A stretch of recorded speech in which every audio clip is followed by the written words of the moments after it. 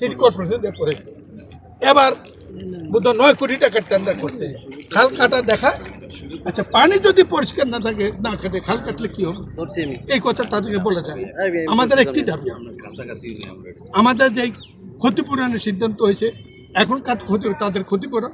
2 নম্বর বক্তব্য হলো যে তাদের যে খাল, আমাদের এইটা পরিবেশ অধিদপ্তর যেটা দিচ্ছে, যেহেতু মেনটেন করে নাই, আপনি অর্ডার দেবেন যে ইপিজেডের বর্জ্য আমাদের সিটি কর্পোরেশনের যে প্রাকৃতিক খাল, এখন নদী না, আমাদের বর্জ্য দেওয়ার জন্য ডে টু ডে এটাতে তারা কানেকশন ফান্ডে ফেলে না।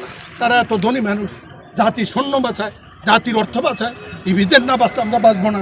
তারা আলাদা খাল করে তারা এটা ফাটিয়ে তাদেরটা তারা মেনটেন করবে। ইতিমধ্যে তারা বলছে, আমার কাছে গত 6 মাস আগে একটা বৈঠক ছিল প্রথম, তারা বলছে আমরা আগামী 6 মাসের মধ্যে আমাদের এগুলো আমরা মেনটেন করার জন্য রিজার্ভার করছি।